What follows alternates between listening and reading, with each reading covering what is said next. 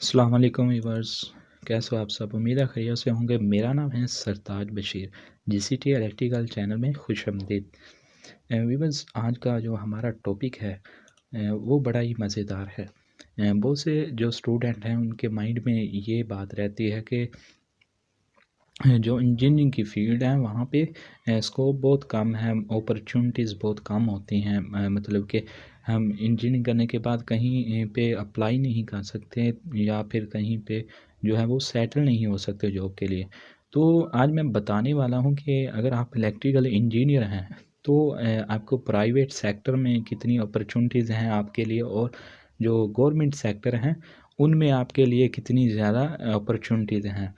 तो चलिए सबसे पहले ये जान लेते हैं कि इलेक्ट्रिकल इंजीनियरिंग क्या चीज़ है। इलेक्ट्रिकल इंजीनियरिंग ये इसमें इलेक्ट्रॉन्स के बहाव की शरह का मुताला किया जाता है कि करंट और वोल्टेज का। उसके बाद इंक्लूडिंग सर्किट, जो पीसीबी सर्किट होते हैं, उसके बाद जो इंडस्ट्री में सर्किट होते हैं उनका मुताला, और सो ऑन बहुत से जितने भी इलेक्ट्रिकल के जो हैं सर्किट उनका मुताला वो इलेक्ट्रिकल इंजीनियरिंग में किया जाता है। उसके बाद पावर जनरेशन, मतलब कि पावर हाउस से लेकर पावर ग्रिड तक पहुंचाना, स्टेप अप स्टेप डाउन करना, उसके बाद इलाका या शहर में इलेक्ट्रिसिटी को मुहैया करना, सप्लाई करना। तो ये सारा काम जो है वो इलेक्ट्रिकल इंजीनियर करते हैं। तो अब इस इलेक्ट्रिकल इंजीनियरिंग के दो ब्रांचेस मज़ीद आगे इसको इलेक्ट्रिकल इंजीनियरिंग को दो ब्रांचेस में कर दिया है। एक पावर इंजीनियरिंग और एक इलेक्ट्रॉनिक्स इंजीनियरिंग। अगर हम पावर इंजीनियरिंग की बात करें तो जो इलेक्ट्रिकल इंडस्ट्री होती हैं, जहाँ पीएलसी प्रोग्राम लॉजिक सर्किट्स होते हैं, बहुत सारे सर्किट ब्रेकर होते हैं, और जो हमारे आपने घर में देखा होगा कि हमारा जो पीसीबी लगा होता है सर्किट बोर्ड, जहाँ पे जो डीपी हमारी होती है वहाँ पे भी सर्किट बोर्ड होते हैं। जो ये वाले सर्किट ब्रेकर जो होते हैं इनका मुताला हम पावर इंजीनियरिंग में करते हैं। उसके बाद सर्किट ब्रेकर उनके अंदर जो फॉल्ट्स हैं उनकी तलाफ़ी, जो इलेक्ट्रिक मोटर्स हैं उनके अंदर अगर कोई फॉल्ट आ चुका है या फिर अगर कोई ट्रांसफार्मर है, तो अगर उनके अंदर कोई फॉल्ट्स आ चुका है तो उनकी अगर हम तलाफ़ी करेंगे तो वो पावर इंजीनियरिंग में करेंगे। उसके बाद जो है वो पावर हाउस से पावर जब निकलती है वहाँ से लेकर एक इलाके तक जो हम पावर पहुँचाते हैं स्टेप अप स्टेप डाउन करके, तो ये सारा का सारा जो स्टडी है ये हम पावर इंजीनियरिंग में सीखते हैं। उसके बाद इसकी जो दूसरी ब्रांच है वो इलेक्ट्रॉनिक्स इंजीनियरिंग है। अगर आप इलेक्ट्रॉनिक्स इंजीनियरिंग में क्या होता है कि जो सेमीकंडक्टर डिवाइसेस होती हैं वो इलेक्ट्रॉनिक्स इंजीनियरिंग की जो है वो ब्रांच में आ जाती हैं। जैसा कि आपने पीसीबी बोर्ड देखा होगा, उस पे बेशुमार कंपोनेंट्स लगे होते हैं। अ, जैसा मेरे पास कंप्यूटर है, कंप्यूटर का मदरबोर्ड होता है तो उसके ऊपर जो है वो बहुत सारे कंपोनेंट होते हैं। उसके बाद हमारे पास सीएफएल लैंप हो गया, और सो ऑन बहुत सारी चीज़ें ऐसी होती हैं हमारे पास इलेक्ट्रॉनिक की, जो जिन पे बहुत सारे कंपोनेंट लगे होते हैं। तो उनको हम सीखने के लिए क्या करते हैं, फिर हम इलेक्ट्रॉनिक्स इंजीनियरिंग करते हैं।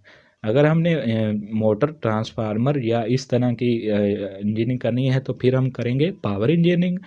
और अगर हमने जो है वो सेमीकंडक्टर डिवाइसेस, जो डीसी कह लें कि डिवाइसेस होती हैं, मतलब कि जो बहुत कम वोल्ट लेती हैं, या हमने कंप्यूटर वाली फील्ड में आना है तो उसके लिए हम इलेक्ट्रॉनिक्स इंजीनियरिंग को चूज़ करेंगे। तो अब बात कर लेते हैं कि इलेक्ट्रिकल इंजीनियरिंग के स्कोप कहाँ-कहाँ हैं।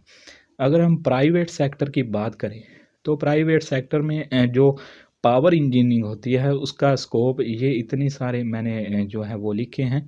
तो यहाँ पे एक इलेक्ट्रिकल इंजीनियर जा सकता है, जो इलेक्ट्रिकल इंजीनियर है पावर का, वो ट्रांसफार्मर इंडस्ट्री में जा सकता है जहाँ ट्रांसफार्मर की मैन्युफैक्चरिंग होती है। उसके बाद इलेक्ट्रिक मोटर इंडस्ट्री में जा सकता है, फ़ैन इंडस्ट्री में जा सकता है, टेक्सटाइल इंडस्ट्री जो होती है कपड़े वगैरह की, वहाँ भी इलेक्ट्रिकल इंजीनियरिंग के लिए अपॉर्चुनिटीज़ मौजूद होती हैं। उसके बाद sugar mills, washing machine industry में जा सकता है, होल सेल थिंग्स बिजनेस, दोस्तों ये बहुत ही उम्दा बिज़नेस है मेरे ख़्याल से, क्योंकि ये ऐसा होता है कि इलेक्ट्रिकल अशिया की बाकायदा जो हैं वो मंडियाँ लगती हैं मार्केट्स में।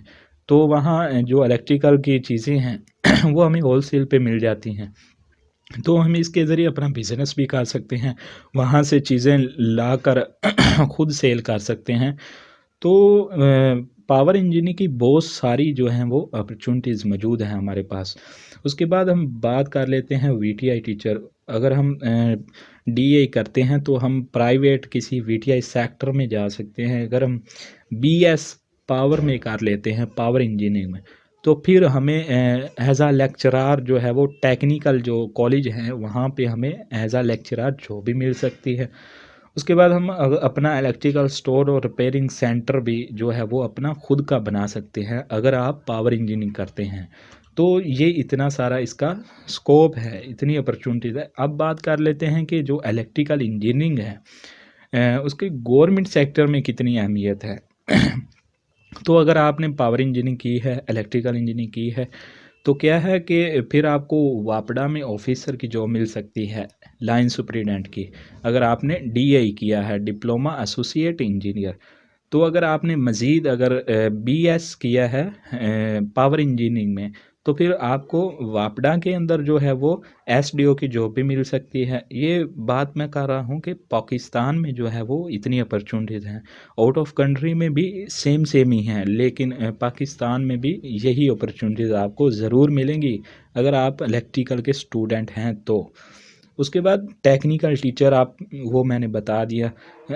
अगर आप डीए करते हैं तो आपको टेक्निकल टीचर भी रख सकते हैं, आप नेवी में जा सकते हैं, आर्मी में जा सकते हैं, उसके बाद पुलिस में जा सकते हैं।